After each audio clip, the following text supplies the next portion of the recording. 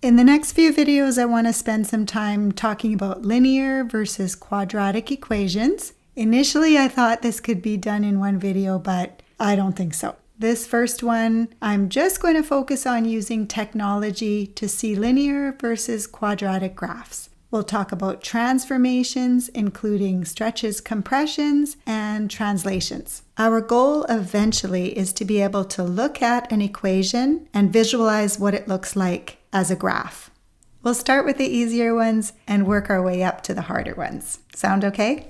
Here's the first equation graphed in Desmos. We can see it's a straight line. Let's see what happens when we change the coefficient from 1 to 4. The line appears to get steeper. And if we change to 1/4, the line gets less steep. Now, if we go back to the same steepness with a coefficient of 1, what happens when we add 3? The line appears to move to the left, 1, 2, 3, but we can also say that it moves up, 1, 2, 3. And then minus 3, if we start at 0, 0, we can see it moves to the right, 1, 2, 3. Or we can consider it is moving down, 1, 2, 3. Can you remember what happened? Let's suppose we call this first equation a parent linear equation. When the coefficient changes, something happens. The steepness is affected. When we had the 4, the line became more steep. And with 1/4, the line became less steep compared with the parent. If we go back to the same steepness, coefficient is back to 1, but we add 3, we could say two things happened. First, the line moved left 3, or it moved up 3. Versus minus 3, we saw the line moved right 3 or moved down 3. We call these changes transformations. Because we have an exponent 1 with the x, the input x results in an output of y. All of these equations are linear equations. Can you spy the difference in the second column? We have exponent 2, or power of 2. In other words, we have an x squared. These are called quadratic equations. Degree 2 versus degree 1 for linear. Shall we look and see what happens when we go from a linear equation to a quadratic equation that looks similar? We'll change all of these to a squared.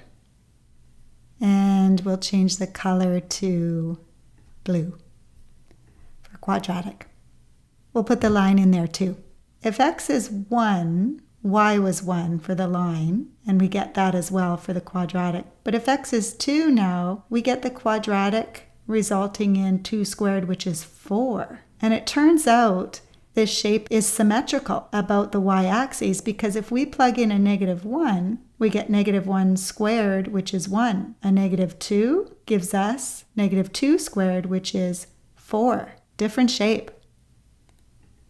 If the coefficient changes to a 4, it looks like the graph is stretching up. It appears to get steeper. If we change to 1/4, the graph gets pushed down, or it looks like it's sort of losing its steepness, isn't it?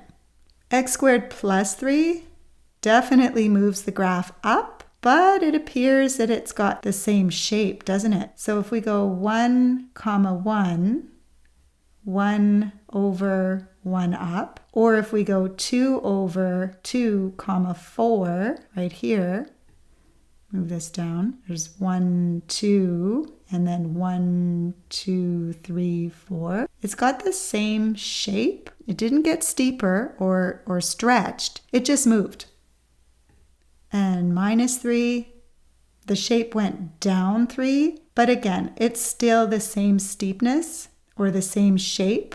How do I know? 1, 1 is on the graph, or 2, 1, 2, 3, 4 is still on the graph, so it hasn't stretched up or been pushed down. Let's see if we can describe what happened when we use Desmos. Here we have the parent equation, and we saw some changes to these 4 equations. With a coefficient of 4, we saw that the graph stretched vertically. That just means up and down. And for 1/4, we saw that the graph was pushed down. The graph was compressed vertically.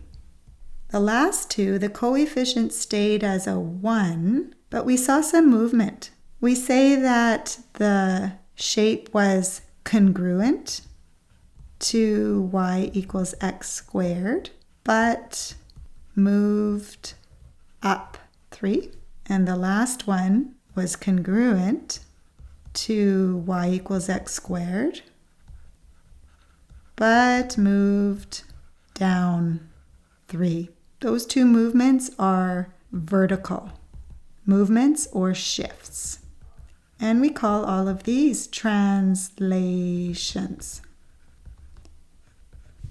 What we noticed is there's a connection between linear equations and quadratic equations. We can see that the linear equations all have degree 1, and the quadratic equations all have degree 2. And we can also see that as we look at all the differences here, there's some transformations that happen in both types of equations.